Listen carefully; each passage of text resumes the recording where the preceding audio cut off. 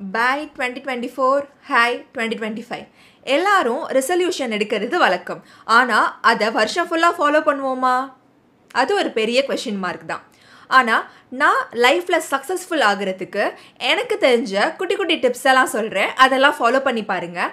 கண்டிப்பாக 2026 நியூ இயர்க்குள்ளே நம்ம லைஃப்பில் ஒரு நல்ல இம்ப்ரூவ்மெண்ட் இருக்கணும். அதுதான் நம்மளோட டார்கெட்.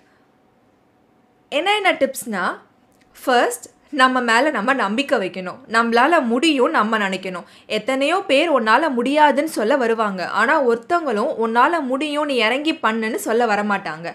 அதனால அவங்கள நினச்சலாம் நம்ம கவலைப்படாமல் நம்ம மனசு என்ன சொல்லுதோ அதை கேட்டாலே போதும். வாழ்க்கையில் நம்ம கண்டிப்பாக முன்னேறலாம். செகண்ட் டிப், யாரையும் நம்ம நம்பக்கூடாது. நம்மளை தான் நம்ம நம்பணும். ஏன்னா பிறக்கிறப்பவும் நம்ம தனியாக தான் பிறந்தோம், இறக்கிறப்பவும் நம்ம தனியாக தான் இறக்க போகிறோம். அப்படி இருக்கிறப்ப நடுவில் வரவங்களெலாம் நம்ம ஏன் முழுசாக நம்பணும்? யாருமே நம்ம கூட லைஃப் லாங் வரப்போகிறதில்ல. நம்ம தான் நமக்கு. அதனால ஃபர்ஸ்ட் நம்மளை நம்பணும். தேர்ட், முடிஞ்ச அளவு நம்ம கஷ்டப்படுறவங்களுக்கு உதவி செய்யணும். உங்ககிட்ட 10 ரூபா இருக்கா, 2 ரூபா கஷ்டப்படுறவங்களுக்கு கொடுங்க. உங்ககிட்ட 500 ரூபா இருக்கா, 50 ரூபா கஷ்டப்படுறவங்களுக்கு கொடுங்க. தனக்கு மிஞ்சி தான் தானமும் தர்மமும். அதை விட்டுட்டு நம்மக்கிட்ட எல்லாமே இருக்கிறதெல்லாம் கொடுக்கணும்லாம் கிடையாது. நம்மளால் எவ்வளோ முடியுதோ அதை கண்டிப்பாக நம்ம கொடுத்தாலே போதும்.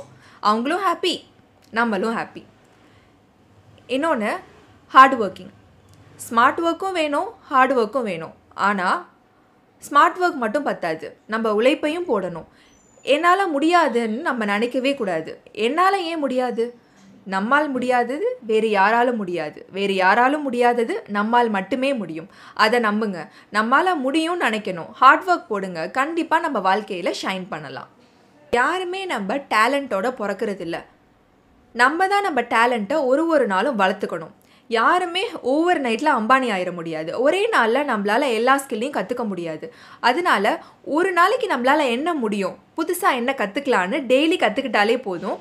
கண்டிப்பாக நம்ம வாழ்க்கையில் ஷைன் பண்ணலாம். இன்னொன்று, ஃபெயிலியரை கண்டு பயப்படக்கூடாது. அச்சோ நம்ம தோற்று போயிட்டோம் அவ்வளோதான் அப்படின்னு நினைக்கக்கூடாது. தோற்றதுலேருந்து ஏதாவது ஒன்று புதுசாக கற்றுக்கணும். அடுத்த தடவை அந்த தப்பை பண்ணாமல் இருக்கணும். நிறைய பேர் சொல்லுவாங்க என்னாலலாம் முடியாது அப்படின்னு. ஆனால் என்னால் முடியும் நம்பி முழு மனசோடு அதில் இறங்குனீங்கன்னா உங்களால் மட்டும்தான் அதை முடியும், வேறு யாராலையுமே முடியாது. இன்னொன்று, நிறைய பேர் உங்களை கிண்டல் பண்ணுறதுக்குனே வருவாங்க. ஆனால் நீங்கள் அச்சீவ் பண்ணிட்டீங்கன்னு வச்சுக்கோங்களேன், உங்களை எப்படி மீட் பண்ணோங்கிறத மற்றவங்ககிட்ட சொல்ல ஆரம்பிப்பாங்க. இவங்க என் ஃப்ரெண்டு எனக்கு தெரிஞ்சவன் சொல்ல ஆரம்பிப்பாங்க.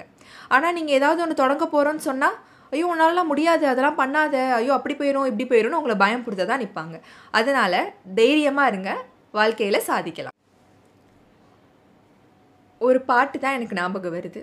நேற்று என்பதும் பையில் இல்லை, நாளை என்பதும் கையில் இல்லை. இன்னைக்கு நம்ம கையில் இருக்குது. இதை நம்ம எவ்வளோ ப்ரொடக்டிவாக யூஸ் பண்ணிக்கிறோம் அப்படிங்கிறதுல தான் இருக்குது நம்மளோட நாளைக்கு. நடந்து முடிஞ்சதை நினச்சி நம்ம கவலைப்படவே கூடாது. இன்றைக்கி நாள் நமக்கு.